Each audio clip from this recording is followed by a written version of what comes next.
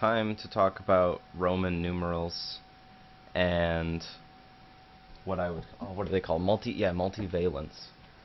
So what multivalence means is they're talking about things that have multiple possibilities for their combining capacities. One of them would be copper. Copper can be copper 2 plus as an ion or copper plus. Okay?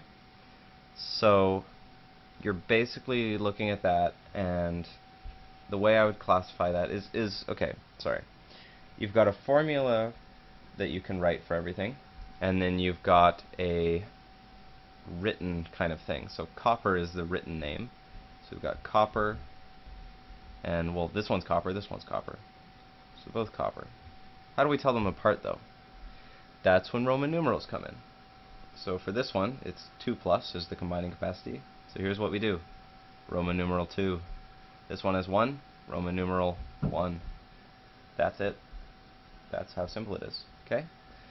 So it's a really easy kind of concept to grasp, is that if the combining capacity is 2, you do a 2. If it's combining capacity is 3, you do a 3. It's straightforward. Like chromium 3 plus is going to be chromium with a little Roman numeral 3. That's it. And then say if I gave you aluminum 2, you could write me the ion for that as well, right? You could write Al 2 plus, because you know 2 is going to mean 2. It's quite simple. People tend to run into problems though when they try to do this in questions, because questions don't just ask you that. What they'll say is, this says here, what is the name of the compound represented by the formula CuHCO3 2? Now, so you're like, well, okay. So you got to take a step back, look at it and say, what do I have here? Well, I have copper. That's easy to know. And HCO3, if you look in at your data table, I'm going to just Google up to make sure I know the right one. I'm pretty sure it's bicarbonate. Yep, it's bicarbonate. So copper bicarbonate, that's what you have. But you can't just write copper bicarbonate, because that's not it. Copper can come, as we looked at before, it can come in different forms. It can come as a +1, a +2. Okay? So bicarbonate also, by the way, only comes in a -1. So that one's easy. That one doesn't have any Roman numerals. That's just a simple -1, so that's always going to be written as bicarbonate. I think it's easy to kind of split this up into ions. So if we look at that as Cu and then as HCO3, we've got 2 of them. This is a -1. Okay? So for that's going to be 2 times the -1, you're going to get -2. So what do we have to get to make it all equal to 0? Well, we have to have +2. So copper has to be +2. Does that make sense? So we've got a -1 on this, because it's an ion. We've got 2 of them. Then we've got -2 on this side. So what do we have to have on the other side to make it neutralize and equal out? Well, we have to have +2. So the form of copper we have to have has to be the copper 2 plus kind. And as we just went over, copper 2 plus kind is written as copper with a little Roman numeral 2. So to rewrite the whole thing, copper 2 bicarbonate. Okay? There we go. I'll go over another example, because this kind of +1 +2 equaling out thing can be a little tricky at first. The best way I would say is just do a lot of practice with it. So let's look at, you've got aluminum, NO3,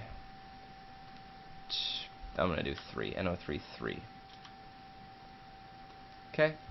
So let's break it up. We've got aluminum to some kind of ion, right?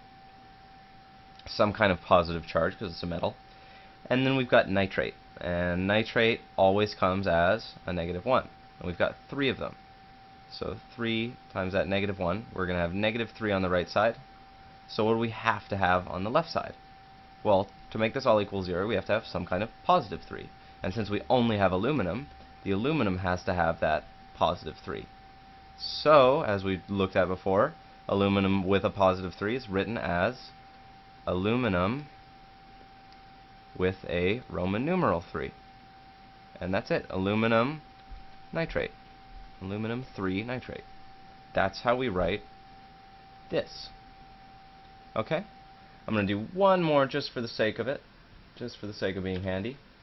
I have to think of something else. Okay, I think chromium. Yeah, chromium can come in, I think, like 1, 2, and 4 or something crazy like that.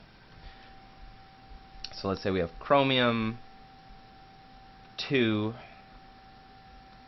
PO4 2.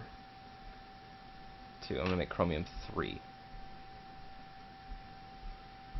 Okay? So, now this is a little trickier because we don't just have one of the metal, we have 3 of the metal. So we're going to break it apart. We've got 3 chromium somethings, and then we've got 2 PO4. We know PO4 always has a -3. So 2 times our -3, this side has to have -6. So what does this have to have? Sorry, I'm speaking really weird now. What does this have to have? The left side, if this has -6, this has to have +6, right? So if this has +6, is 3 CRs. You can do some algebra here. You could probably also do this in your head really easily. 6 divided by 3 is 2 positive per CR. So CR2 plus, does that make sense? That kind of split up there. If we have +6 in total on the left, then we have 3 of them. Divide 6 by 3, you get 2 plus each. I hope that makes sense. Please let me know if it doesn't. So you get CR2 plus. Rewrite that in a word form. Chromium Roman numeral 2 and phosphate. Simple as that. Okay? So that's how you do the kind of Roman numeral reverse thing. Say they asked you to write out aluminum 3 chloride. Well, you're going to say aluminum 3. I know what that is. It is Al3 plus because the 3 goes there. And then you're like, well, chloride, that's always Cl minus. So how do I get these to match? Well, you could do ball and hook, right? You could do your little crabs. You could say 3 hooks and Cl with 1 hook. And then you could do 3 Cls. Or, as you'll probably end up doing later in Chem 11 and 12, because people don't really do ball and hook that much, you'll just look, well, how do I get to equal 0? And you'll say, well, I'll times this by 3. That'll be -3 on this side. That'll be +3. Hey, that makes 0. So you'll say, well, if I do Al, Cl, 3. That gives me the +3, the -3. Everything's happy there. So you don't always have to do ball and hook. Obviously, if you like ball and hook, do it. But if you don't like it and you just want to do simple math, then you can do that. Okay? So that's kind of your Roman numeral whole combining deal both ways. Because they'll ask you to go either or. And so that's kind of how you do either or.